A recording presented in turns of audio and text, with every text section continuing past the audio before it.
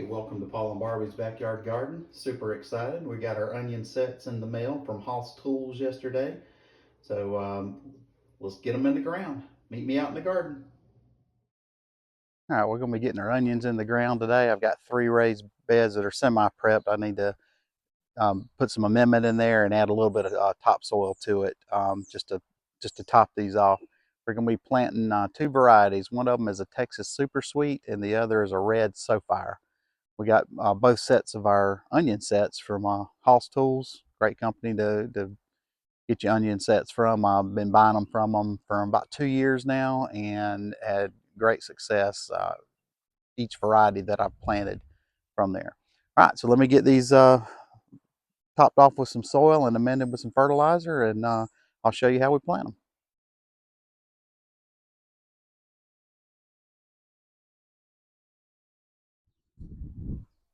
Okay, I got the beds all amended and got some soil added. It's time to get our onions in, and let me find my little template and I'll show you what I do. The onions that we're planting are bulbing onions, and they need to be spaced at a minimum of 5 inches, but I do them 6 inches apart because once they mature, they're going to be pretty big, so they need some room to grow. So we're going to do our spacing at 6 inches, and we'll be able to get about 36 to 40 onions in this bed. Let's get started. I just kind of lay out my rows.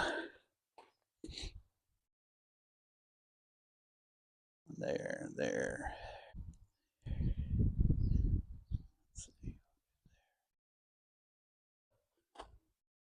Row marks, and we'll work off of that.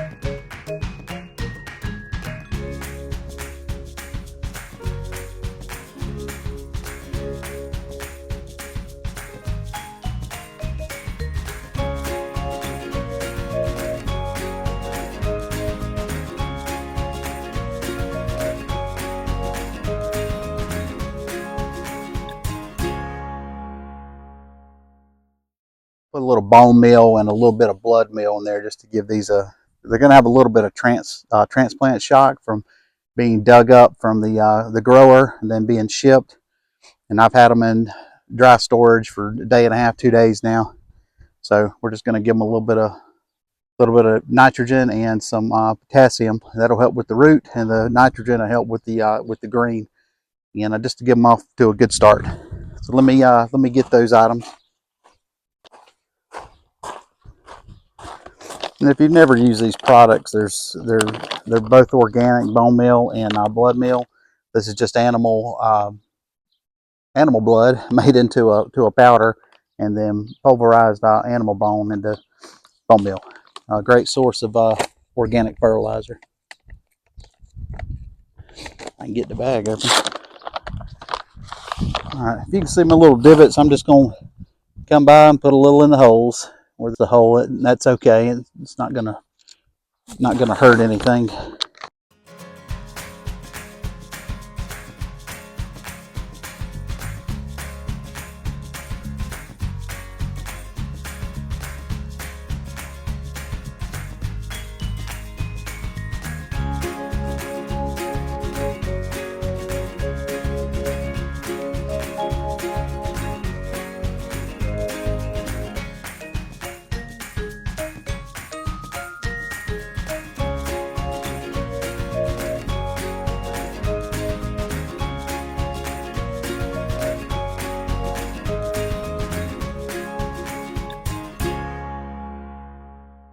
I'll show you here's what onion sets look like. These were just started from seed, like in seed trays. Got a nice root system on them, and we're going to plant these. If you can see the bulb right here, you want to plant just right above the bulb. You don't want to go too deep, but about right there. And they should turn out really nice. I'm just going to throw a bunch down, and then I'm going to come back.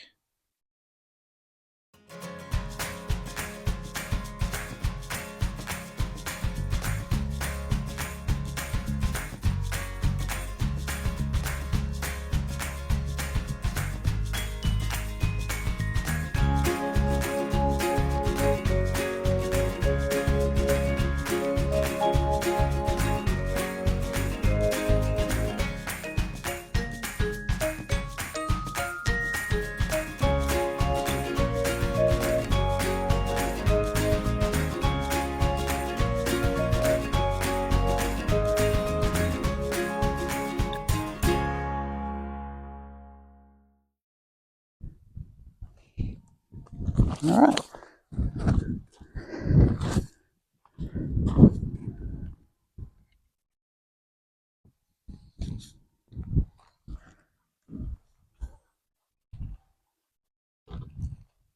All right, you can kind of see how I got those planted. Really nothing to it.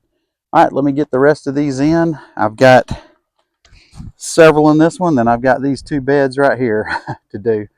So we're going to have 40 in each. This is a smaller bed, the 3rd bed. I suspect we're going to have probably about 110 to 115 onions. So let me get busy. Okay, we got them all planted, 108 onions total. Again, we got 40 Texas Super Sweet there, and we got 40 Red Creole. And I was able to get 3 rows of Red Creole and another row of Texas Sweet. So we got a little hodgepodge of onions there, which they all grow fine together. One doesn't choke the other one out or anything. All right, I don't think I said it at the beginning, but the best time to plant onions in Northwest Florida in Zone 9A, if you're going to overwinter them for bulbing onions, is to plant these in November, around the end of November. And some of the expert gardeners, they say you can plant them all the way up to January, but we like to get ours in around the last week in November, and we usually harvest somewhere early April. And we go through the curing process, which takes about 2 to 3 weeks, and then they store really well. We've actually still eaten on onions from the spring. We did have to cut them up and dice them up and put them in the freezer, but we hadn't had to buy an onion since April. And onions are pretty expensive. You go look in the grocery store, a typical just white onion, they run about $2 to $3 a pound. Same with the red onions. And I had some onions last year that were around 2 pounds a piece.